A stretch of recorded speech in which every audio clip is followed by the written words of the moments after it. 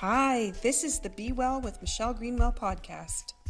Our heartwarming conversation is designed to lift you on your wellness journey. Grab your cup of tea and enjoy the podcast.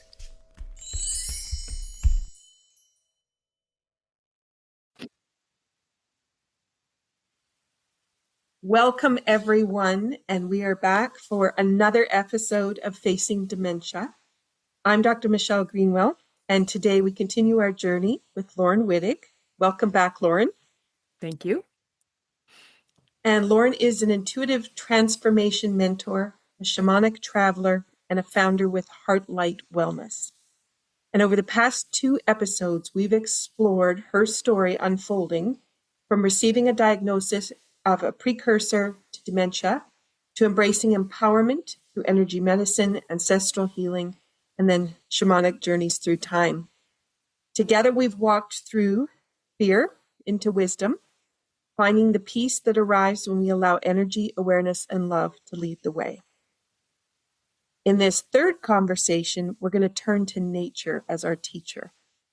And Laurin has just returned from some time immersed in the natural world where there was silence and stillness, and the wisdom of the earth was able to speak directly to her heart.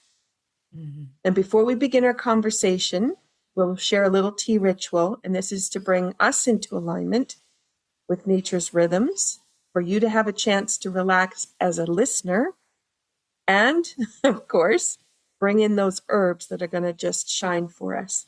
Laurin, what have you put in your cup today?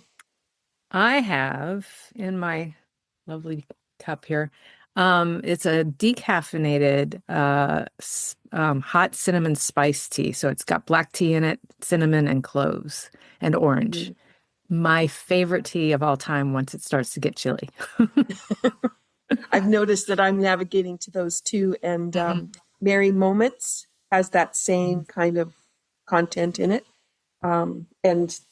We just finished packaging all that. And the smell, citrus with the cinnamon is just so beautiful.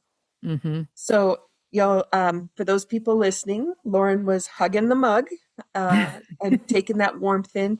And there's so much that happens with a cup of tea, of being able to really connect and be present, but also to take in that smell and bring those herbs and spices forward. And particularly if you're working with the cinnamon clove, that just has a whole opening that happens. And you notice the breath really does change when you're smelling that. All right. I brought in TEAlightful, and this is made with fireweed. And if people haven't heard me talk about it before, fireweed is what grows after a fire has gone through an area. It also is a tea or a series of herbs that people were using before they started importing the black teas. And so it has on its own a slight taste of an Earl Grey. Not that you'll ever notice that in a blend, but it does lean towards that, but there isn't any caffeine in it, which is what's wonderful. So as we look at this one, the fireweed carries the essence of rebirth and resilience, and it's one of the first plants that really comes up out of that charredness.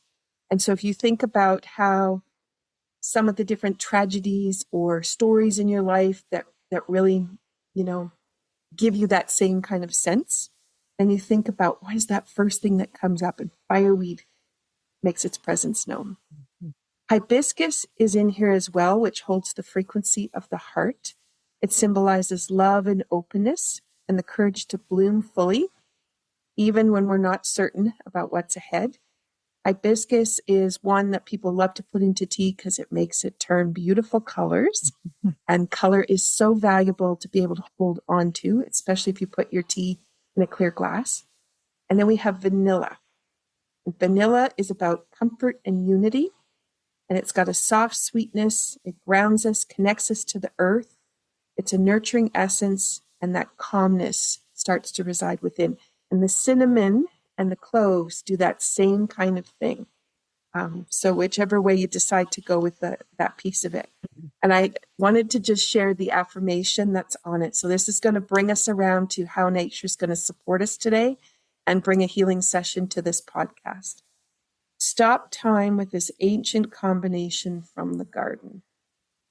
And sometimes we don't think we can stop time and it's racing away, but we can. And we commented that we both came from very busy days and then we just settled in and it was like, oh, here we go, our conversation. Mm-hmm. That's what we want you to feel like as you're listening. So with that, Solange, thank you for being here again, Laurin.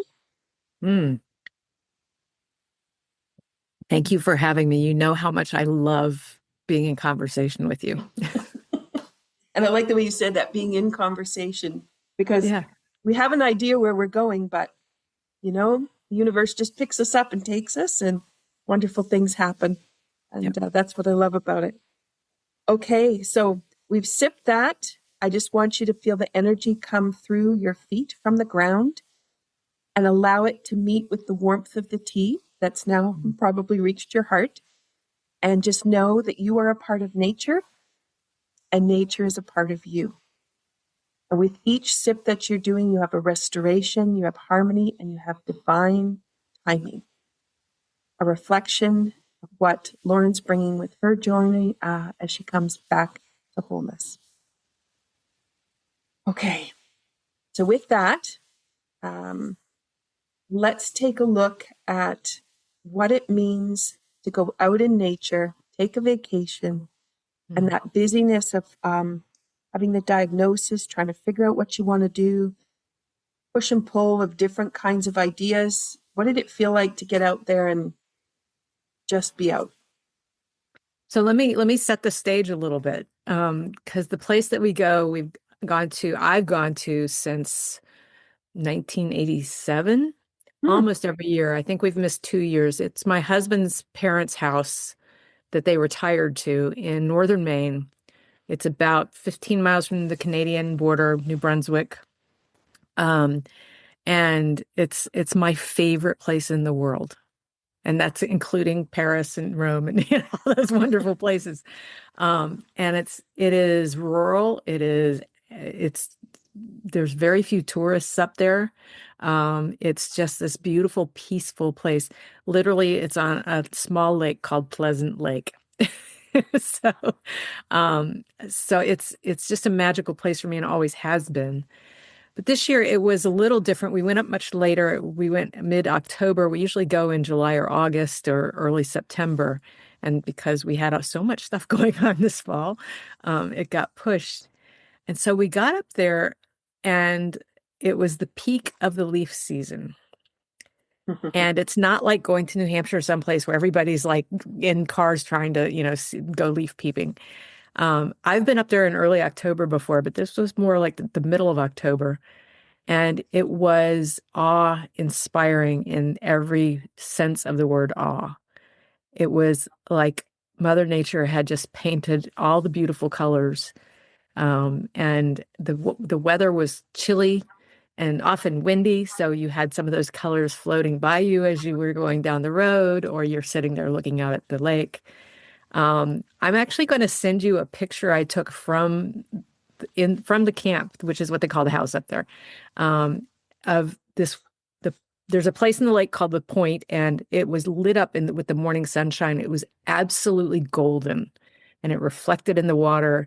And it was one of those moments where I felt that Gaia was talking to me, just like, look over here and soak in this beautiful light, this combination of sun and leaves and water and air. And it was just magical. So I will send you that picture so that you can add it in wherever you want to. So it's very remote, I would say. And my husband had to actually end up working most of the time we were up there. He's an IT consultant, so he can work from anywhere. And so I found myself in the quiet a lot of the time. And I didn't have a lot to do. I had purposefully not taken like card decks with me to do readings, or I wasn't trying to spend time on the computer. And at first I was a little irritated by it. It's like, because I wanted to go kayaking. I actually have a kayak named Fireweed, by the way. It's purple. My personal one is evergreen. So, they're all named after plants up there. But it took me about probably a day and a half to 2 days to get over there's nothing to do, there's nobody to talk to. I don't have anything to play with up here in terms of my cards and pendulums and all that kind of stuff. And I wasn't feeling connected to my guides. I often will have conversations with my guides, and I knew they were around me, but they were like, no, no, you just have to be quiet. So I had to be quiet. And I ended up, sometimes I would play games on my iPad, sometimes I would read, but I relaxed into it. And I did some cooking. I don't cook a lot, generally speaking. And I would run around some stores there just for fun, which is I'm not a shopper, so that was not my usual, but I got inspired. I was in Martin's. I don't know if y'all have those in Canada. We don't have them anywhere except Maine, as far as I can tell. But it's just sort of an everything store, and it's very discounted. And I found some yarn I really liked. And I haven't done crochet in years. And I just said, I was like, this would make a beautiful scarf. I need to make a beautiful scarf. And so I got the materials, I got the hook. I found on Etsy, actually, I found a pattern, and I then sat there and looked at it. I was not inclined to start it. So, but those little moments of inspiration, creative inspiration, did start to come. I often will pick up, stones and things that just look pretty to me and then arrange them nicely, kind of thing. So I was doing just a lot of that sort of being that I have not had the time or the space to do at home in several months, just because we had a renovation going on here. And that helped me to understand that I had been feeling very overwhelmed when I got there, because I was trying to manage all the details left of the renovation, because it wasn't finished and we had to go. We didn't have another window of opportunity. And we made that happen very easily. Thank you to my contractor. And then my kids had told me they were coming for a visit like the day we were supposed to get home. And I said, you got to back it up a couple of days. And so and we drive the 95 corridor in the States. If you don't know what that is, if you're in Canada or somewhere, it is the worst possible traffic except for the 5 out on the Western coast. It's just traffic, traffic, traffic until you hit the main border. And then it just gets to be quiet and calm and moves along. It's not crowded. It's a wonderful way to kind of slide into that peacefulness. So it was a little irritating at first. And then I surrendered. It's a word that's coming up a lot for me today. I surrendered and to the quiet, and it was cold a lot, so the wood stove was out where my husband was working, and he was on Zoom calls a lot. So I just sat on the couch behind him next to the wood stove and read, and just I just let go. And that was really nice, because I did realize I'd been very wound up. I'd been overwhelmed, and decision overwhelm was just like I was tired of it. So there was that. And I did get to go on the very first day we got there. The weather was almost 80 degrees, which is crazy. And there was no wind. And I said to my husband, you got to help me get the kayak in, because it's got to go down. The dock isn't in. So I got to go down rocks to get to the water.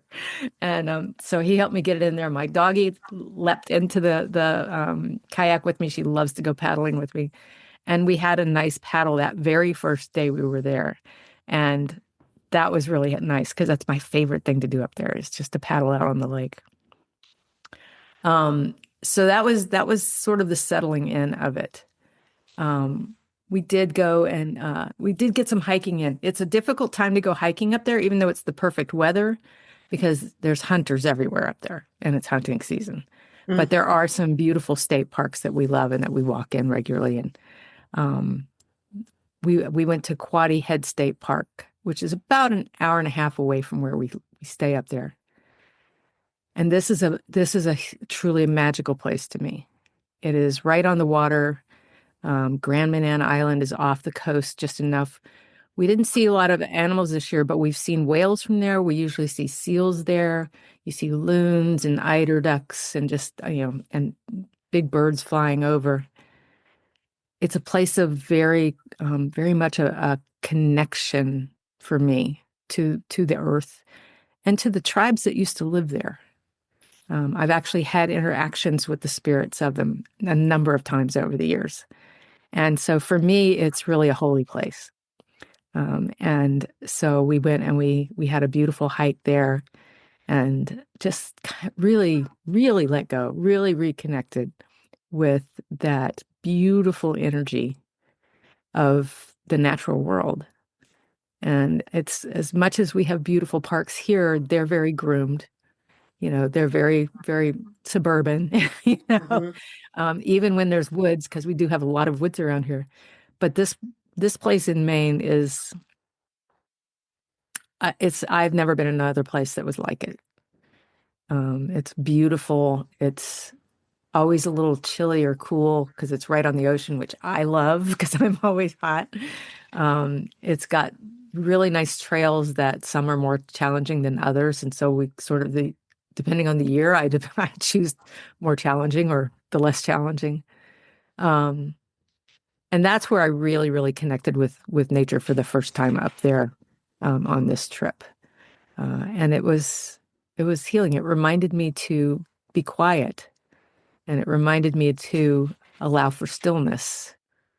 And it reminded me that I don't have to generate all my own support myself energetically, that I talk to the trees and I ask them for help. When I do this regularly, but there it was I just said, hello, I'm so happy to be among you again. And they were like, yeah, we're so happy you're here too.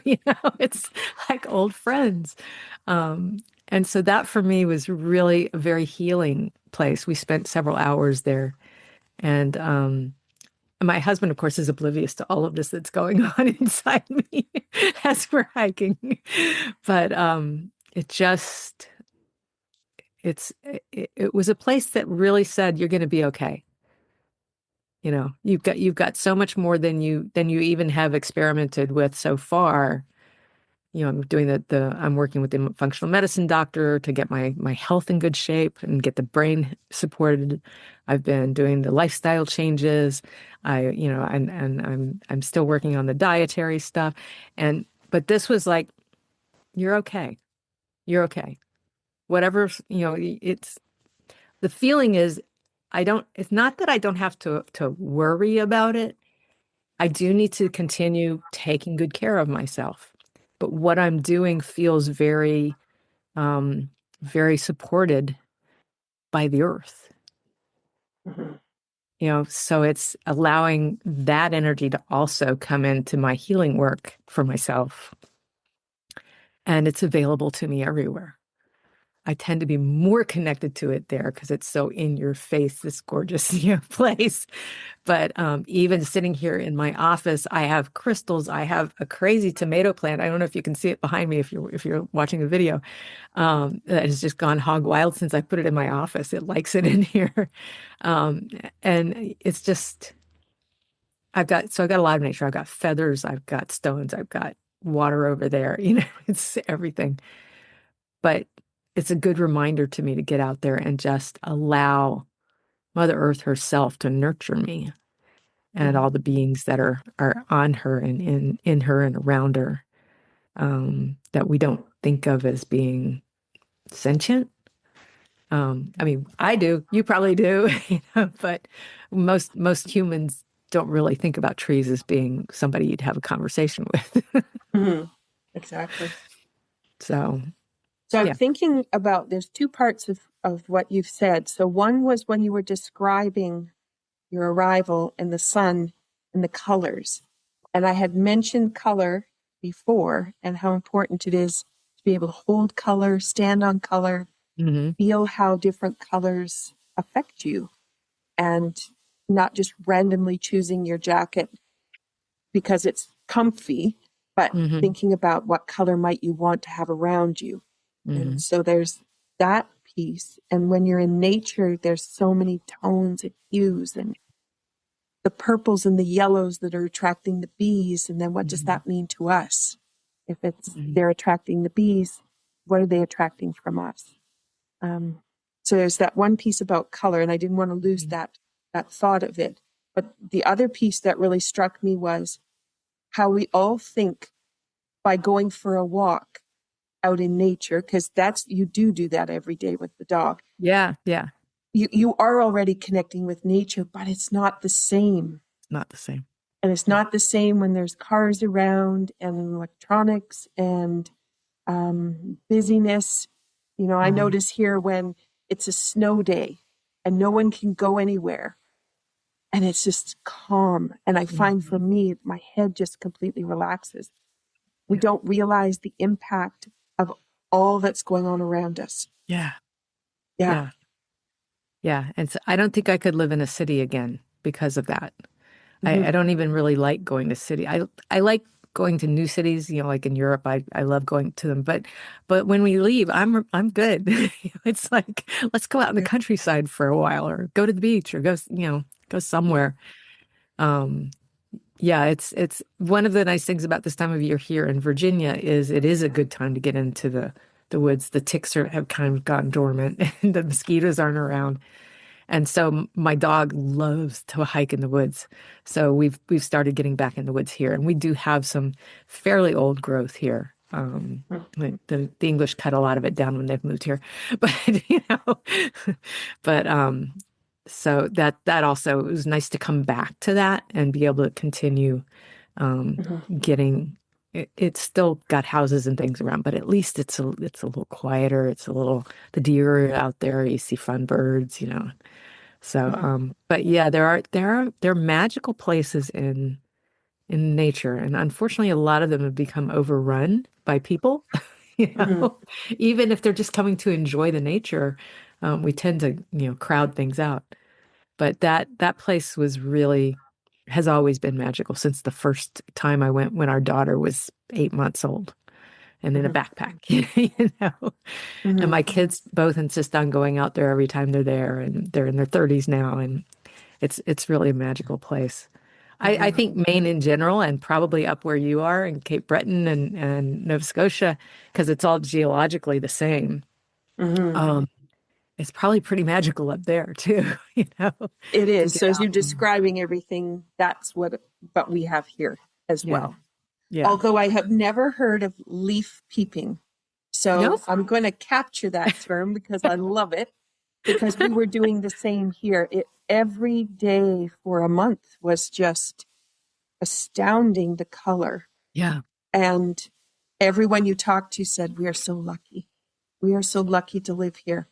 And that's such a lovely thing to hear when there are lots of other things going on. And it would be so easy to get wrapped up in those things, but instead you can stop and go, we are so lucky. Yeah. And that was one of the wonderful things about being up there is we didn't turn the TV on for 2 weeks. You know, and here we have it on and off all the time.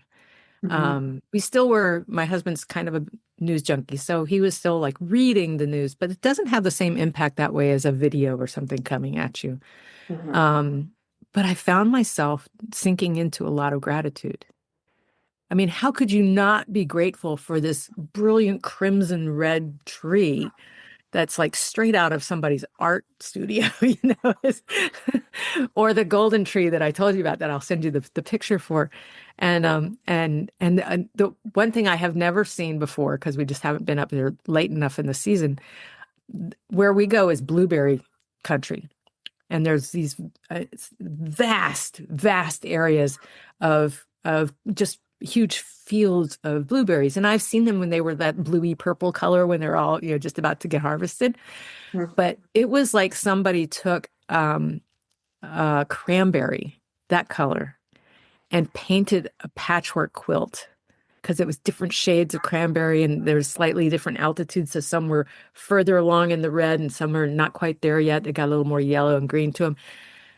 it was the most beautiful thing I have ever seen in nature. I Mm-hmm. mean, and we've got to drive through that particular area that I'm describing several times because it was like on the way to Quadi, you know? So, um, I was really, I mean, and the only word I can think about is awestruck, but then grateful. I'm so grateful that I got to experience that, to see it, to soak in the beauty of the colors and the life cycle of those plants even that, you know, because I've seen the silver maples when they're, you know, in the summertime and they're beautiful, but they turn this interesting yellow on the back side, but the underside is still this fuzzy kind of white silver color, you know. It's like, Yeah, so, it's you know, it's astounding. just it's art. I mean, it's just art. It's Mother Earth at her artist's palette, you know. It's just, so yeah, gratitude was something that came a lot while I was up there. I was grateful for the view out the camp. I was grateful for the wood stove. I was grateful for the quiet. I was grateful that we played games in the afternoon, in the evening, because we don't do that at home, but we weren't watching TV, you know. So Mm-hmm. Mm-hmm. um, I was grateful that I had loaded up my Kindle with, you know, some new books, so I had plenty to read. Um, so the gratitude and the natural world come very, I think they're very closely connected if you stop and look and you Mm-hmm. stop and feel. And so one of the things that I pretty typically do and did definitely a lot this year is I love to smell the forest because it Mm-hmm. changes with the season, you know. Mm-hmm. And I love the feel of the cool kind of damp air on my skin this time of year. And the sky, that's the other place the color is different because the sky turns this amazing vivid blue. I don't even have a name for it, but it's a fall sky. We have it here, similar, even here in Virginia, that's the amazing fall sky. And the clouds you could see across, you know, over the mountains and the lake. And these clouds would be, you know, puffy or flat and a little gray. And it was just, I don't know, it's like such a wonderful environment to be in after being in suburbia here. You know? Um, and I can't, you get up in the morning and go, oh, I'm so grateful to be here. I'm so grateful for this day. I'm grateful for whatever comes along. Um, and I know that gratitude is very healing, Mm-hmm. right? So for me to come out of this overwhelmed state where I was a little snitty the first couple of days I was up there till I got to paddle, actually. I did that first day. I did get to do that. That helped a lot. But it was it's a lovely place to live in gratitude. And I feel like the more I can put myself in places where I don't have to go, oh, what am I grateful for? It's just like, oh my God, this is so beautiful. I'm so grateful I get to experience this. The healthier I'm going to be, mind, body, and soul. Mm-hmm. And so that's a great part of my not turning on that gene that carries Alzheimer's, is to find myself in places that make me grateful as often as possible. Mm-hmm. And you know, these conversations with you is one of those places of gratitude because I always feel so good after we've had a conversation and during it and Mm-hmm. sip our tea. You Mm-hmm. know? Mm-hmm. And I'm So I thinking just, yeah. about, I'm thinking about, you know, people who make it a task. So I write in my gratitude journal, or before I go to sleep, I try to think of three things I'm grateful for today. Hmm. And it's a task-oriented habit, which has quality to it. Hmm. Hmm. But just what you said, it's not body, mind, and spirit. It's not an embodied Yes. expression.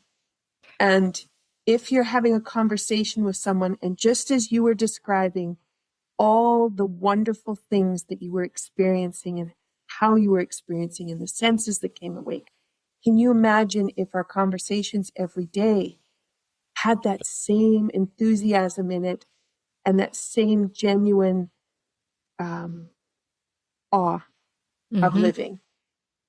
And Yeah. we put everything into boxes, and we check the box off. I've crawled into bed.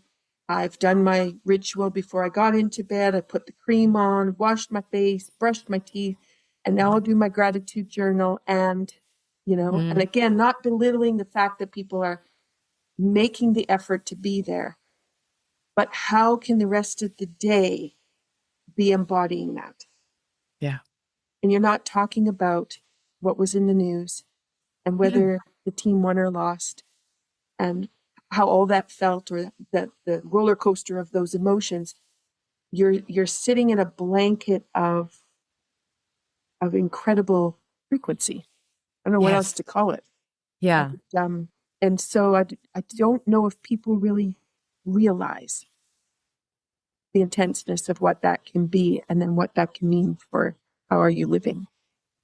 Yeah. Yeah. And I think for me, at least, getting out in nature it takes me out of the place where I go, oh, I got to get this done. I got to do that. I've got this, and I got to do the laundry, and I got to walk the dog. And getting into the woods for me is always about just being. I'm not going for a hike. I'm taking a walk, Mm-hmm. and I'm going to go somewhere that makes me feel good. And trees have been my support for over a decade now, a conscious support for me. Mm-hmm. And in the harshest days with my mother, towards the end of her life, when I was so overwhelmed and so, angry and unforgiving and all that stuff, I would go into the woods around here. I've got several places I love to go around here. And I would literally lean my back against a tree. I'd just see which tree wanted to volunteer, you know, and um, and I would cry if I needed to cry. I would rant if I needed to rant, even though if I was just doing it in my head. And it always felt like the tree was like, okay, you just get it out, just get it out. I've got you, I've got your back, literally. You know? And I would always leave feeling like it's kind of like grandmother, how your Mm-hmm. grandmother would just kind of go, well, just come sit here by me and tell me about it. And she'd Mm-hmm. say, maybe we'll go get an ice cream now. It's like- um, Mm-hmm. so for me, trees are particularly important in the natural world. Not that I don't love places without trees too. I love the vortexes out in Sedona, although I've only actually sat on one of them. I love, the stone circles in Scotland are one of my favorite places to go. Mm-hmm. And one of the first places I noticed an energetic difference between standing on the outside of the circle and stepping into the center of the circle, and the world went quiet. And that's what the woods do for me, or a place like Quadi, which is woods and bogs and rocks and water and, all of it. Um, so yeah, finding someplace like that, especially if you live in a city, I see why everybody goes to a Central Park in New York. It's the one place where you can really be in nature there. There's other parks, but it's the one that's really the most, can't say natural, but it's as close as you're going It's to get to green. natural. You're Yeah, not it's walking on green. cement. You actually It's can put got your water feet in the running through it here grass. and there. Yeah. And it's got amazing, what do they call it? Um, how it's the stone that doesn't move. It's the basic part of Manhattan, but some of them are exposed in Central Park, and you can sit on them and you can feel that grounding energy of it. Um, so yeah, and I've totally gone off the rails. I don't know where I'm going.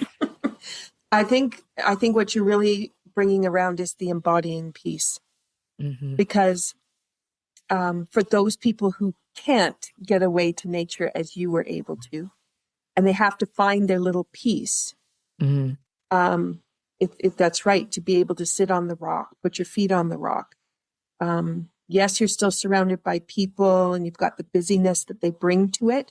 But Hmm. like you said, when you stand in the circle, everything else falls away. But Yep. if you stay on the edge, which I think a lot of people do, Hmm. kind of giving lip service to the fact that they went for the walk, they went down a path, but they had their earphones in and their Yeah. We're earbuds. on their phone. Yeah, and so Yeah. they're not really in nature, but they're on the edge of it. So that seems like it's okay. But it's not until you surrender into being completely present and realizing your position in nature and what that means. And then if you're available and willing for nature to lift you up. Yeah. And it will. It will. Even if you can't hear trees like I do, you can ask for help. You know, I had a client once who, not too long ago, who was just angry all the time and didn't feel like he could get it out. And I said, well, why don't you just go out in the woods and yell? He's like, well, I can't do that. So why not? Well, somebody might think I'm dangerous or weird or something. I said, so go where there aren't people. You know, we got woods around here that don't have people in them very much. And I gave him a couple of different trails around here that I've walked that I know rarely have anybody on them. And he just couldn't bring himself to do it. Whereas I would go in and go, I need some help. You know? But but if he had been able to let go enough to ask for help, he would have been surrounded by a different frequency. He would have been surrounded by a frequency that would have made it easier to let that go. But I guess he wasn't ready because he couldn't do that. And that's okay. Everybody has to do it at their own pace. But you can always ask for help from your guides, from nature, from Mother Earth, from your dog, you know. And help will come. You may not see it, but you'll feel it. And sometimes you have to look back and go, oh yeah, I did feel better after I walked in the woods that day, you know? Well, and too, what memories are you going to bring forward? Are you going to bring forward all the days that you listen to the news? You're not going to remember all the individual pieces, but you certainly remember what the sunrise looked like, sunset looked like, how it felt to be standing on the dock as you saw the sun go down. Or I'm thinking about the video I did where I went up into the woods here, and it was just like a big arch canopy. It was so incredible. And I just stopped and did the whole Tai Chi set and videoed it, and the birds and the squirrels. And there was one chipmunk that was not happy with me, and you know, he was letting me know, but it was just so beautiful to be surrounded by that. Now, what do I remember about my summer? It was very, very busy, and I was harvesting herbs and I was out with plants, but that's the day I remember. And I can embody it. I can remember my feet. Like you said, the smells, the crunch of the leaves, the wind as it kind of slowly came through the trees. And in Tai Chi, we do the Toyu, which is a movement from one foot to the other foot.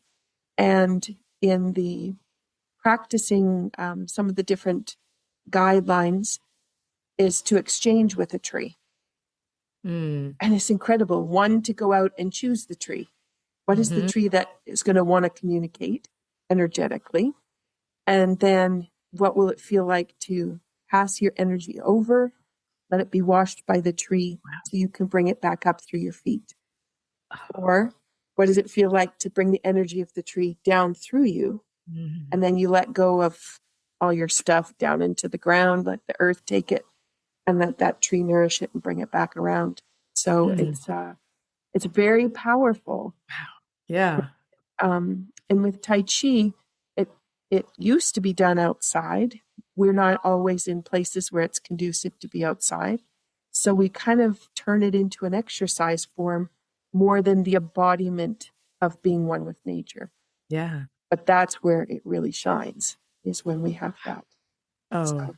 I gotta get up there one day and you know, and spend some time with you in your area, because I just feel like you're in such a, I don't know, a blessed area. It's that same magic that there's that they say the veil is thin, you know, down this whole, but I'm sure it's like you said, there is that whole band that happens. And I think for people to start to think about where do they live and in what way can they connect with nature, and maybe they're going to have to create some very special opportunities that, you know, like you said, you've got the feathers and the gemstones and essential oils and plants. all surrounding you. And it's the same here. Everything is surrounding in the house too. And those I can just turn and look at a piece of art, and I can turn and look at the plant, and it's like, oh yeah, you're there. And then I can carry on with what I'm doing. As people will say when they come into our home, is everything is strategically placed. And I was like, what are you talking about? But it is, there's a reason why something's up on the wall or something's on the corner shelf, which is, I'm sure, the same for you, why you positioned it. Yeah. And I guessing that with you, like me, it's all intuitive. I have all of these shelves behind me, bookshelves. And again, if you're not seeing the video, I've got built-ins behind me.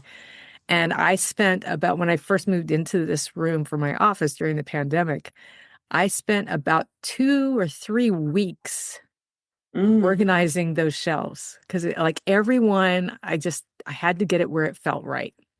And I wasn't thinking, well, feng shui this, or, this is how it's supposed to be arranged, or, they say put one thing here and one thing there. No, it was what feels good to me.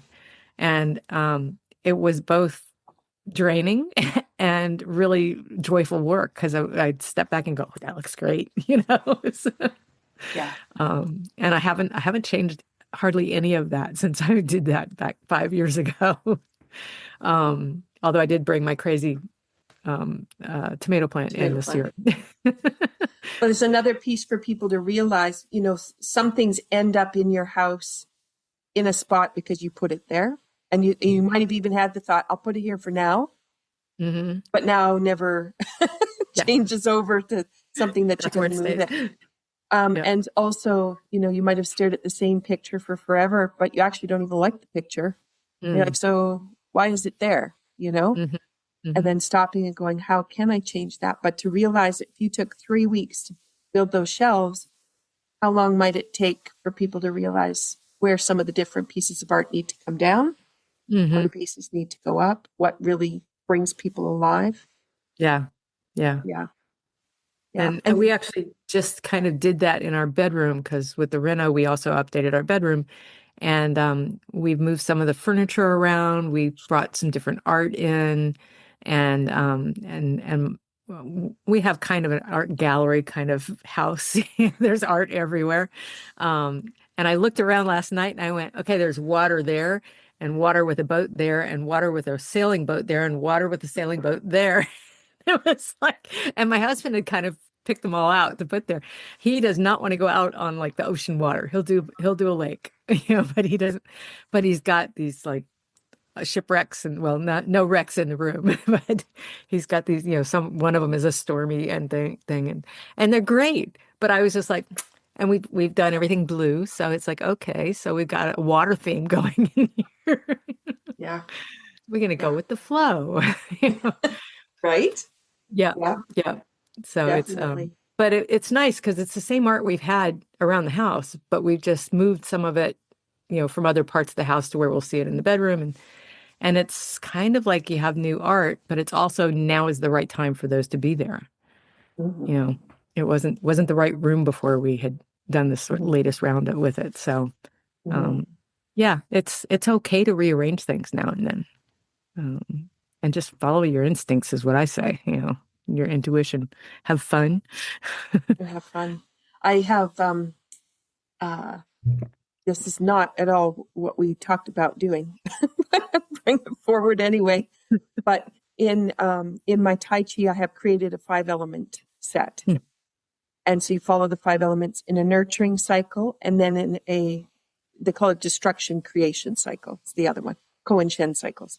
And, so in my room, in my studio, when I turn to do one particular move, that'll be the fire move. So then I'm looking for where's all the red in the room, which is also really interesting because you don't sometimes see color. Like you see the picture, and you know it has color, but you haven't really connected to the color.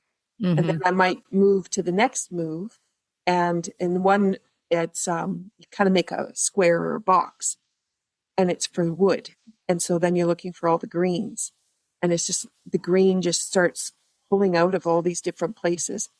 And I enjoy doing that exercise because it always surprises me where my eyes go. And it's not always to the same part of the room or the same color spot, but it starts to pull places I hadn't realized. So as I'm describing that for people, you've got, I like to start with the water element. So it would be, there's your blue. So you've got water, and then you have wood would be green. You've moved to red is fire, earth, yellow, and then you have metal, which is silver, white, or gray. And that would be a nurturing cycle. And then if you wanted to move into that creation destruction, that's where you're changing patterns, new ideas. Then I like to come back to water, but then it's going to go water, you're going to skip wood, and you're going to end up at fire. And from fire, you skip earth and end up at metal. And metal, you skip water to get to the wood. And wood skips fire to get to the earth. And the earth returns to the water. So if anybody's listening to that little piece and you want to pull that out as a practice, I have found that incredible to work with. But it might be another way too to get into nature and while you're walking, looking for some of those ideas as well. Yeah. Yeah. That I think would be awesome as a way to bring yourself into the moment. You know, I'm here and I'm looking for fire, and oh, there's the red tree, you know. Yeah, or I hear water in the distance, you know, or And I don't is there know. blue? And today the sky is gray, you know? And my husband would go, oh, you know, it's really a kind of a gloomy kind of day when it turns gray for him. For me, I go, oh, it's gray. And then how many shades of gray are there? You know, Yes. and it's Yeah. so Yeah. exciting to me. That's metal element. Yeah. So a just completely different way of thinking. And he'll be into, oh, we've moved into the winter months and then the sun isn't going to be out so much. And meanwhile, I have 2 rooms that are bright yellow. So I just go, you know, into the yellow rooms and Yeah. the sun is Yeah. shining. Yep. We just painted our living room, which is where we spend most of our time, you know, when we're not working. And we painted it yellow. You know, it's been dark green for 25 years, and now it's this nice bright yellow. Welcome to my world. Mine is Sesame Street Birdseed Yellow. Oh, nice. That's why I chose it, because I was like, okay, who can have a title like that and paint and actually remember it, right? Yep. Yep. Oh my goodness. Okay, so as we've talked around being one with nature and being embodied by nature, changing the way you feel about where you are and really being present. I just want to give people a moment to come back to reflect on that, because in the world of dementia, how will you recognize things? You recognize them by how they make you feel. Yep. And so the memories of what things smell like, what they taste like, what your feet feel like in sand, or your hands if you put them into the dough. Like there's just so many ways that memories don't have to be words. They don't have to be pictures, but we go back to those senses that know so much about us. You want to just kind of pull that around to what some of your discoveries might be as you're looking at what the experience of nature has brought you.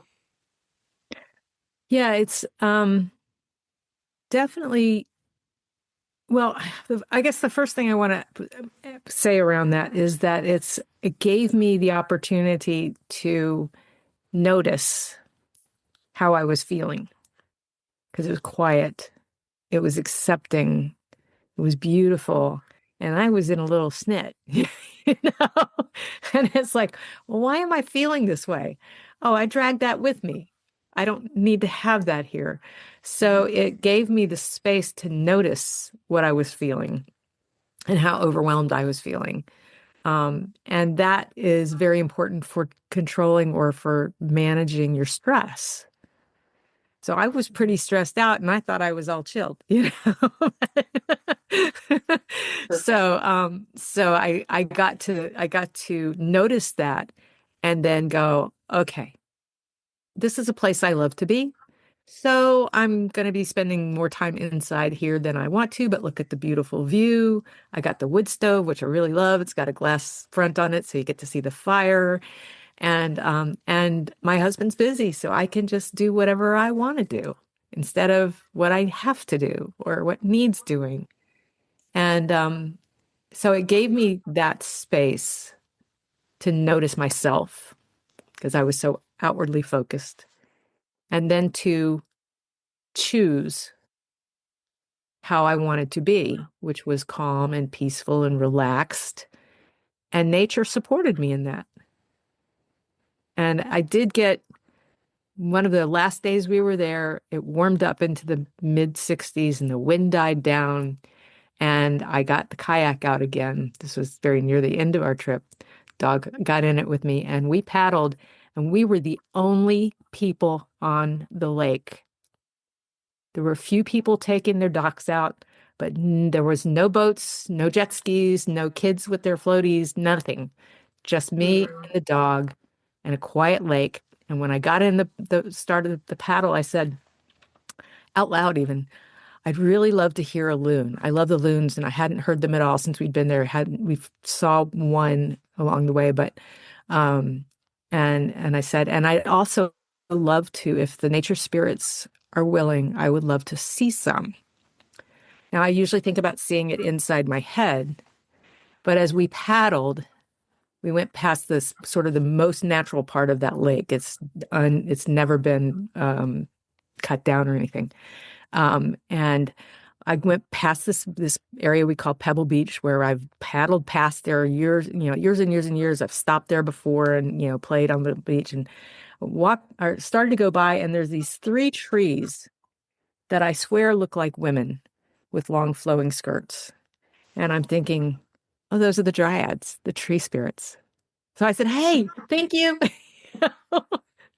And then as we went along, we got around, to another part of the lake, and all of a sudden, in the distance, I hear a loon, and he's flying over, but it's there, it's clearly a loon. And I thought, how cool is this? I have the lake to myself. It's quiet, it's glassy, so you can see all the trees all around reflected in the lake. Just me and my puppy dog, and paddling just quietly. No, we're not trying to I'm not talking even to myself. I'm just soaking it up. And it was the best possible way to end that trip. But that moment of peace, I was so grateful for. And I really felt kind of like wrapped in it, just this beautiful, soft energy. And I was noticing the different smells because the water has a smell, and the feel of it all. And I just wanted to bring that home with me. And I think I've pretty well done that. It's been a little crazy since I got home, but I feel like it's there and I can just activate it when I want to. Mm-hmm. So I don't know if that answered what you asked me. Yes, because I think, if you're out taking that walk in nature, earbuds have been in, you've done the walk, you come back, you actually aren't going to be able to capture that moment because you were distracted by the other things around there. But in your case, you can go back and be completely embodied. Absolutely. And if it's a day that you're not feeling well and you can't get out of bed, you can go back there and you can let the frequency of nature lift you up and you can capture it. And it's so powerful. Yeah. Yeah. And I do think if you just kind of don't do it naturally, walk yourself through the five senses when you're out there. Take the damn earbuds out, turn the phone off, you know, and just really examine your senses. See what you're feeling. How does it feel on your skin? What does it smell like? Maybe it's good, maybe it's not. Doesn't matter. What does it smell like? What are you seeing? What's catching your eye? What are you hearing? If we have owls around here, I'm always going, oh, there's an owl. And that reminds me what it's like to be in the woods, because that's where I hear the owls. And taste. Taste is one that people sometimes think is hard, but there's actually a taste to the air, and it's subtle you might not be able to explain it, but you will recognize it. And so that's a great little exercise to walk yourself through, and you'll get to where you do it automatically if you just practice it. Do it consciously, and then you'll find that you're just remembering everything because you're soaking it up now and you're paying attention. You're not distracted. And it's interesting, you know, I'm thinking about lots of people will be putting the earbuds in to go for the walk to listen to a podcast. It's not going to work well for me, but that other piece is to come back and take yourself for the walk and give yourself the permission to have that hour. And if you give yourself permission several times a week to have that hour, how quickly you can transform your hours from always being busy. Yeah. Okay. So on that note, is there anything we didn't cover? I don't think so. I think that was the highlights of my experience up in Maine this October. And I do carry that back home with me every time. Sometimes literally in little bits and pieces that I find. But and I have some rocks and stuff over on my little altar over there. But it's a resource we have access to at any time from anywhere. Even if you're in downtown Manhattan or Toronto or wherever, the earth is always there. And even through concrete, you can connect with that earth energy. And that earth energy is connected to all the trees and the birds and everything. So sometimes you have to use your imagination, but imagination is powerful. And it will make you, especially your mental health, will be so much better if you connect with nature. So, yeah, please Absolutely enjoy nature. Oh, thank you, Laurin, for another wonderful conversation. And it's always fun. As we close up, let's take one final sip of the tea. So you can feel, I'm not sure if we can feel the warmth. It might be just lukewarm. But we've got that idea of gratitude. And I think you really expanded gratitude today for people to get much further beyond the habit of it. And into the depth, and to sit in the center of it, same as sitting in the center of nature.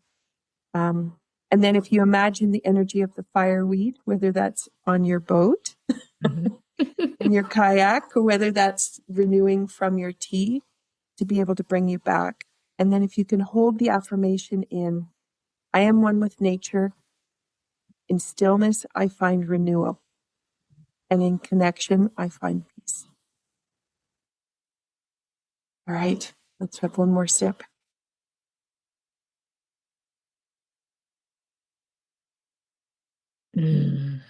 So good.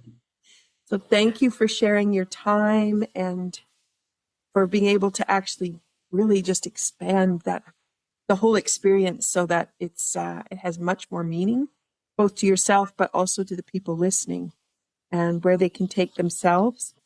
And just to remind us that in times of uncertainty, you can find deep healing by going into that awareness, setting your intention, and of course, bringing love forward with it.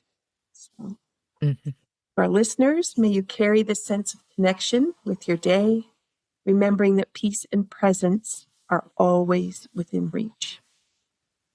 All right. Be well, everyone. We'll see you again soon. Thank you. Thank you for listening to Be Well with Dr. Michelle Greenwell. There are a couple of resources I want to just point out. When you go to the website, greenwellcenter.com, you'll have a pop-up window. That pop-up gives you the top 8 easy stress releasers that you can use every day. That's something you can put beside your computer, the bathroom mirror, beside the bedside table. A great resource. Also, my YouTube channel. It is full of playlists with all kinds of different ways that you can activate energy and bring vitality into your day. You can find that when you go to YouTube at Michelle Greenwell. And last, if you're a Linktree person, Linktree, linktr.ee/Greenwell Center. That has all my resources in one spot. Those are for intricate little things that you can't get everywhere. And it's a wonderful way for me to be able to share all the different aspects of the kind of work I do. So thank you for listening. Be sure to drink that tea. And if you want to have the tea blend that was shared in the podcast today, then be sure to check out capebretontea.ca. Have a wonderful day.